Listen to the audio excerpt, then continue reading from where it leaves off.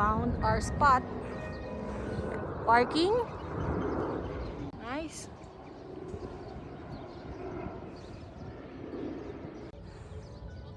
Yes.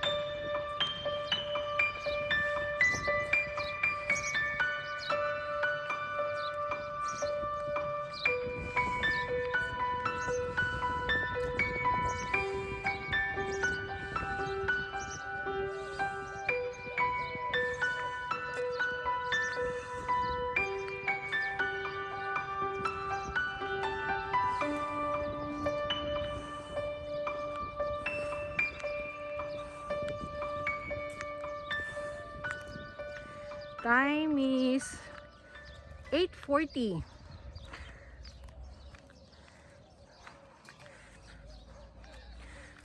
Marami pang bakante.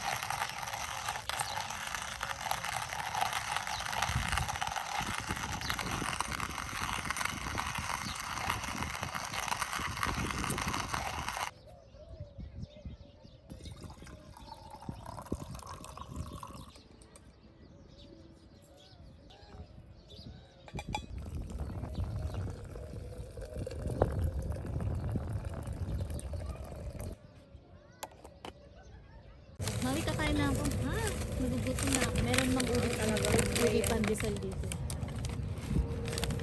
Wow! Nag-hard rock pala kayo nun. Uy, ube pandesal! Paano ba itong... Press. Gusto ko Mariosep.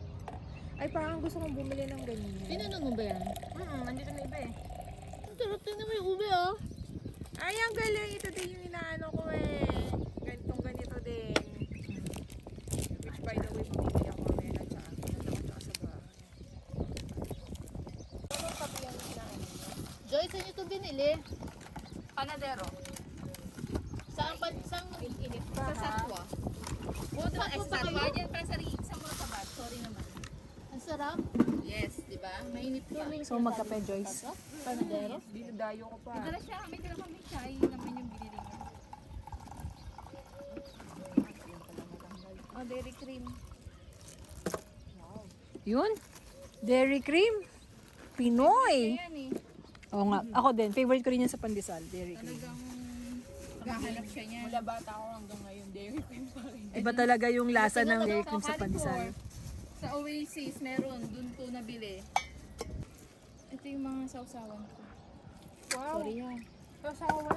Toyo, suka, sarap. bagoong, ano.